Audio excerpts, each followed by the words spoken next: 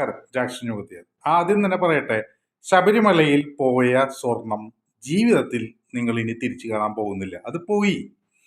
ഇനി ബാക്കിയുള്ളതും കൂടി അവിടെ ഉണ്ടാവാനായിട്ടുള്ള എന്തെങ്കിലും നടപടി അല്ലാതെ വേറെ ഒന്നും നടക്കില്ല. അവിടുത്തെ സ്വർണത്തിന് ടെക്നിക്കലി പേപ്പറിൽ കാണിച്ചിരിക്കുന്ന ഏറ്റവും വലിയ അക്രമം ഇവിടെ നിന്ന് പോകുന്ന സമയത്ത് ചെമ്പാണെന്ന് മാർക്ക് ചെയ്ത് വിട്ടു. ഇതാണ്. അപ്പൊ അത് നാളെ ഉദ്യോഗസ്ഥന്റെ അബദ്ധമാണെന്ന് പറഞ്ഞ് വേണമെങ്കിൽ ഒന്ന് സസ്പെൻഷൻ പോലെ എന്തെങ്കിലുമൊക്കെ കാണിച്ചിട്ടൊക്കെ അങ്ങോട്ട് ഒഴിവാക്കാം. പക്ഷെ കോടതിയിൽ ചെല്ലുമ്പോൾ കോടതി പറയും ഇത് ചെമ്പാന്നാണല്ലോ എഴുതിയാണ്.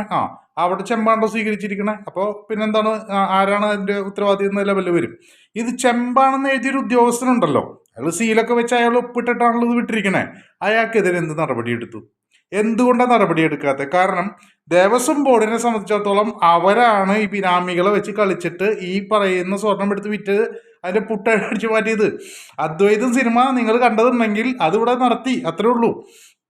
അപ്പൊ ഇതിലെ ഏറ്റവും വലിയ റിയാലിറ്റി എന്ന് പറയുന്നത്, നടപടികൾ എടുക്കാതെ തൽക്കാലം പേരിന് ഈ പറഞ്ഞതുപോലെ ഒരു വിജിലൻസ് അന്വേഷണമൊക്കെ നടത്തിയിട്ട് ഇത് അപ്പുറത്തെ കയ്യിലേക്ക് പോയാൽ പണി വരാതിരിക്കാൻ വേണ്ടിയിട്ട് ഇനി ഇതിന്റെ അഡ്ജസ്റ്റ്മെന്റ്.